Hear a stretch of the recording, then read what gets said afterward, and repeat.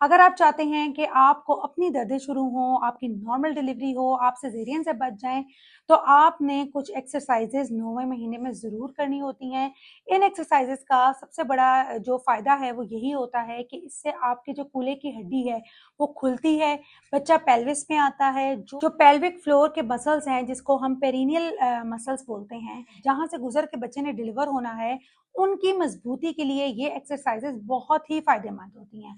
तो हर हामला खातून जिनका 9वां महीना चल रहा है, वो ये एक्सरसाइज़ेज़ ज़रूर करें, लेकिन इन एक्सरसाइज़ेज़ को करने का कुछ ख़ास तरीका होता है, एक ख़ास टाइम होता है और बहुत सी कंडीशंस होती हैं जिसमें आपने ये एक्सरसाइज़ेज़ नहीं करनी होती।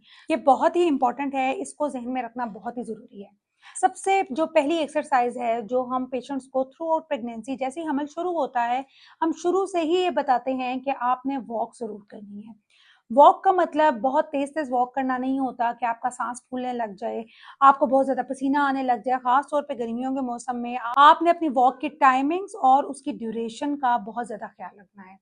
हमल में आप कोशिश करें कि सुबह के टाइम या फिर शाम के टाइम जब गर्मी थोड़ी कम होती है, धूप कम हो चुकी होती है, अगर आप सुबह आधा घंटा और शाम को आधा घंटा वॉक थ्रू आउट प्रेगनेंसी करेंगे, तो इससे आपकी नॉर्मल डिलीवरी अल्टीमेटली 9वें महीने में आसान हो जाती है। एक बहुत ही इंपॉर्टेंट एक्सरसाइज जिसको हम बटरफ्लाई एक्सरसाइज बोलते हैं, ये 9वें महीने में नॉर्मल डिलीवरी के लिए बहुत ही फायदेमंद है। उसको करने का तरीका ये होता है कि आप बैठ जाएं, अपने दोनों पाँव को जोड़ दें और अपने जो नीज हैं उसमें आपने फ्लैपिंग मूवमेंट करनी है। अब मैं आपको एक वीडियो दिखाती हूँ, आप इसको देखें ताकि आपको ये क्लियर हो कि आपने ये मूवमेंट किस तरीके से करनी है। बटरफ्लाई एक्सरसाइज के लिए तैयार हूँ। पैरों को अपने करीब खींचें और घुटनों को बाहर की तरफ दबाएं। अब आहिस्ता से झूलें, सांस लें और सुकून हासिल करें। यह एक्सरसाइज लेबर के लिए तैयारी करती है। बटरफ्लाई एक्सरसाइज आप दिन में 2 से 3 दफा कर सकते हैं। एक टाइम पे आप कोशिश करें 15 से 20 फ्लैपिंग मूवमेंट्स कर सकते हैं। एक बहुत ही इंपॉर्टेंट एक्सरसाइज जो 9वें महीने में खवातीन को करनी चाहिए, मैं आगे इसकी वीडियो भी दिखाऊंगी, इसका प्रॉपर डेमो दूंगी ताकि आपको ये तरीका समझ आए कि आपने ये एक्सरसाइज किस तरीके से करनी है। इसमें कुछ स्ट्रेचिंग एक्सरसाइजेस होती हैं।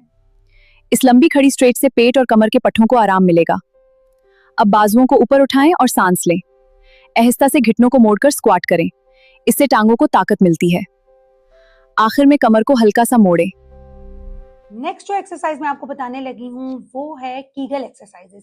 देखिए, जो कीगल एक्सरसाइजेस होती हैं वो ऐसे होता है जैसे आपको यूरिन आया होता है और आप यूरिन नहीं कर पा रहे होते, तो आप यूरिन को होल्ड करने की कोशिश करते हैं। ये आपने यूरिन को होल्ड नहीं करना, ये एक वर्जिश है जिससे आपके जो कूल्हे के मसल्स हैं, जो पेरिनियल मसल्स हैं, उसकी स्ट्रेंथनिंग के लिए ये बहुत ही ज़रूरी होता है। ये करने का तरीका ये होता है कि आपने 5 से 6 सेकंड अपनी तरफ मसल्स को पुल करना है और फिर उसके बाद रिलैक्स कर देना है। 10 से 15 बार आप एक टाइम पे कर सकते हैं। दिन में 4 से 5 दफ़ा आप ये एक्सरसाइज करें।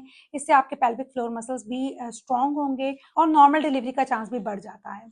जो नेक्स्ट एक्सरसाइज है वो है डक वॉक। डक वॉक का मतलब ये होता है कि आपने, जैसे आप टॉयलेट में नीचे बैठते हैं, बिल्कुल सेम यही पोस्चर होता है, लेकिन आपने चलना होता है। 9वें महीने में इस तरीके से चलना बहुत ही मुश्किल होता है, लेकिन आप सपोर्ट के साथ चलें। आप हाथों को आगे भी रख सकते हैं, ज़मीन पे रख सकते हैं या घर में किसी का हाथ पकड़ के भी आप ये मूवमेंट कर सकते हैं।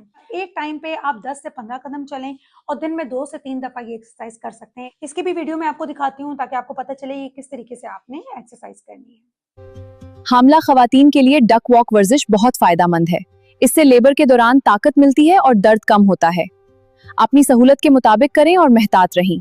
अच्छा, जो नेक्स्ट एक्सरसाइज है वो है स्क्वाट्स। स्क्वाट्स में आपने सीधे खड़े हो जाना है और अपने नीज के सपोर्ट पे आपने अपने बॉडी को ऊपर नीचे मूव करना है। इसकी भी मैं वीडियो आपको दिखाती हूँ, पहले वीडियो देखें फिर आपको ये क्लियर होगा।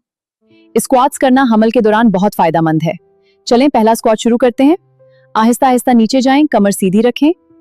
अब धीरे से ऊपर उठें, दोबारा नीचे जाएं, सांस लें। बहुत अच्छे, इससे डिलीवरी आसान होती है। इसमें आपने अपनी बैक को स्ट्रेट रखना है, सिर्फ अपनी लेग्स के सपोर्ट पे ऊपर नीचे मूवमेंट करनी है।